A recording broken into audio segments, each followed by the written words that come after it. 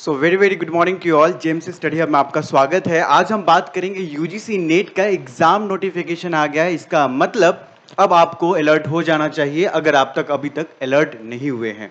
जून 2024 का UGC NET exam की सारी नोटिफिकेशन इंफॉर्मेशन बुलेटिन आ चुकी है। आपके सामने दो डिस्प्ले है।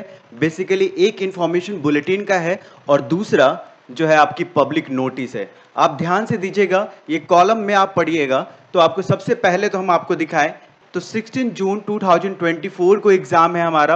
अनाउंसमेंट जो है वो टू बी इंटीमेटेड लेटर और correction in the particular application form जो है, और साथ ही साथ हमारा लास्ट डेट और सबमिशन ऑफ ऑनलाइन एग्जाम 20 अप्रैल से शुरू हो गया है। इसका मतलब है कि कल के डेट से, कल रात से ये स्टार्ट हो चुका है। 20 अप्रैल 2024 से ये इसकी ऑनलाइन एप्लीकेशन स्टार्ट हो गई है। तो अब बात ये है कि सबसे इंपॉर्टेंट चौंकाने वाली बात यह है इस नोटिफिकेशन में कि इस बार का एग्जाम ऑनलाइन नहीं हो रहा है, यानी सीबीटी नहीं हो रहा है, कंप्यूटर बेस्ड टेस्ट नहीं है। ये कंप्यूटर बेस्ड टेस्ट से हटकर अब ये पहले जैसा होता था वो ओएमआर शीट पे ही होगा, यानी आपको अब घेरे लगाने होंगे, गोल करने होंगे। ठीक है, तो अब देखिए यहां पे सबसे दैट व्हाट बेसिकली क्यों चेंज किया गया, कैसे चेंज किया गया और क्या क्या बदलाव आए हैं, इन सब चीज़ों को लेकर डिस्कस करेंगे। तो सबसे पहले तो हम कुछ इंपॉर्टेंट हाईलाइट है जो कि आपको जानना जरूरी है, क्योंकि यूजीसी नेट जून 2024, ठीक है, कई सारे चेंजेस हुए। हम सारे चेंजेस की बात करेंगे सिंस इट इज कंडक्टेड 2004 से लेकर 2023 तक में जो नेट एग्जाम में बदलाव आए हैं, बेसिकली वो सारी चीजें भी चेंजेस हम बात करेंगे। लास्ट डेट 11 मई, करेक्शन आप 13 मई तक कर सकते हैं। सीटी का अनाउंसमेंट, एग्जाम सेंटर का अनाउंसमेंट बाद में होगा। एडमिट कार्ड आपका, उसका डेट अभी नहीं आया है। एग्जामिनेशन की डेट आ चुकी है, वो है 16 जून 2024। यानी अभी भी आज के डेट से आपको, आपके पास ज़्यादा समय नहीं है। मुश्किल से जो है आपके पास 1.5 महीने का समय है। उस 1.5 महीने में आप कितनी तैयारी कर सकते हैं ये आपके ऊपर डिपेंड करता है। ये वेबसाइट, यहां पर जाकर आप अपना फॉर्म भर सकते हैं। ये आपकी एप्लीकेशन फी है। तो कुछ चेंजेस जो है अभी आप देखेंगे यहां पर इंफॉर्मेशन बुलेटिन को अगर आप स्क्रॉल करें तो यू वुड बी नोटिंग, ठीक है, कि यहां पर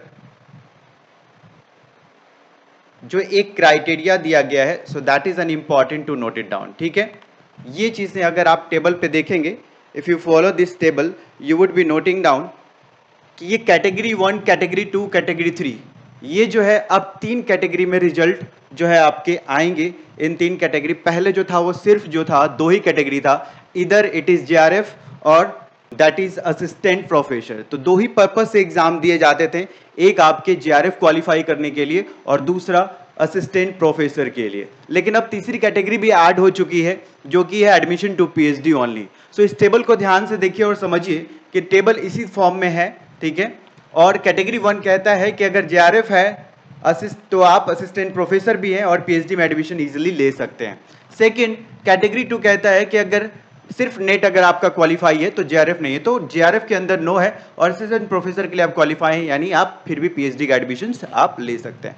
कैटेगरी 3 जो है, जो जेआरएफ जिनका नहीं हुआ है, नेट भी नहीं हुआ है, तो कोई दिक्कत नहीं है, आप पीएचडी का एडमिशन ले सकते हैं। यानी कुल मिलाकर ये पीएचडी के लिए ये कॉलम ऐड की गई है। सिर्फ एक नेट एग्जाम में आपको अपीयर होना है और साथ ही साथ कुछ मार्क्स लाने हैं और आपकी पीएचडी एडमिशंस में आपके लिए प्रायोरिटीज बन सकती है।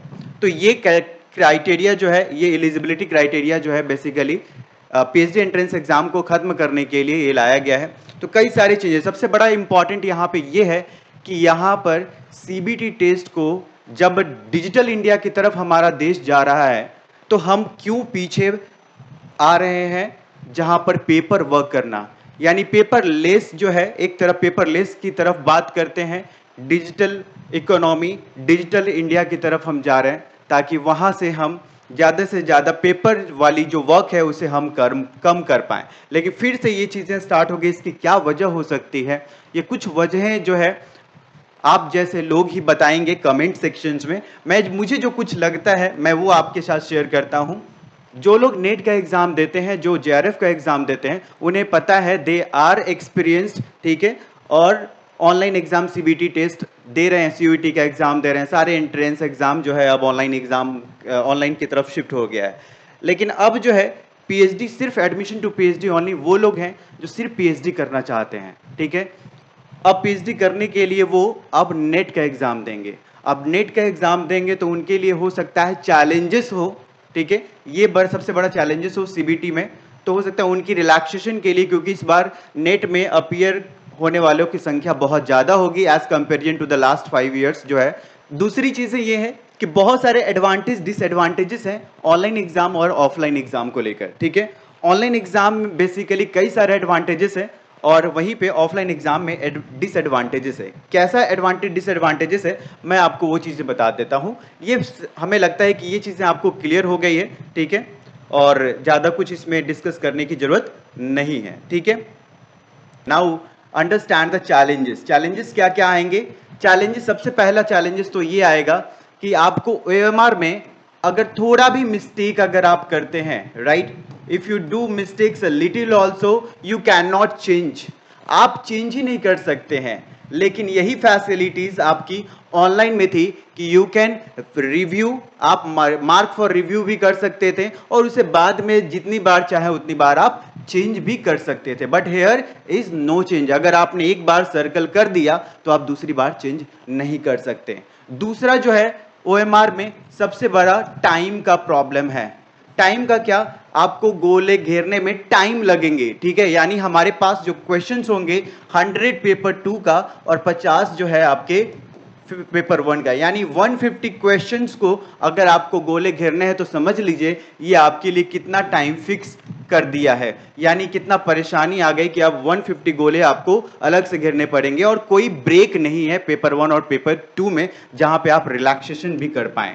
यानी जो सीबीटी में नो रिलैक्सेशन था, कोई गैप नहीं था, और यहां भी कोई गैप नहीं दिया गया है पेपर 1 और पेपर 2 में। हालांकि पहले गैप हुआ करता था, ठीक है, पेपर 1 और पेपर 2 के बीच में गैप होती थी, लेकिन अब वो गैप को खत्म कर दिया गया है, ठीक है, बहुत पहले ही खत्म कर दिया गया था।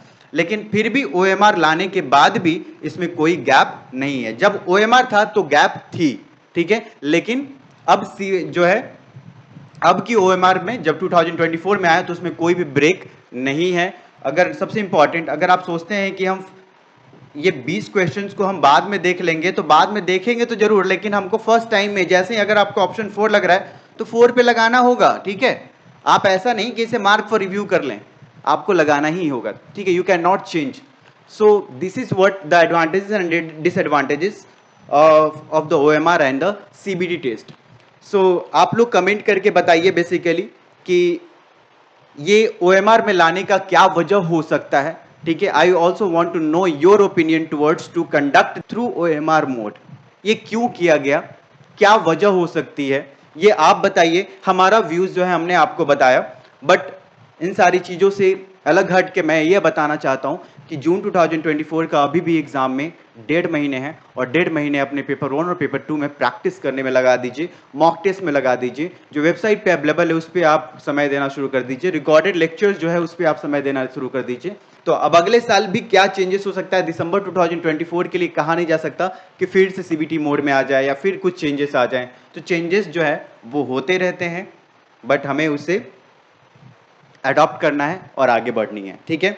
सो आप कोर्सेज को ज्वाइन कर सकते हैं जेएमसी स्टडी हब पे। यूजीसी नेट एग्जाम की पेपर 1 और पेपर 2 मास कम्युनिकेशन दोनों के कोर्सेज अवेलेबल हैं, and still you can start the course with us and will definitely help you and will give you the personal approach also, ठीक है। तो thank you to all, thank you so much. You can go for the details for the online courses on our website jmcstudyhub.com.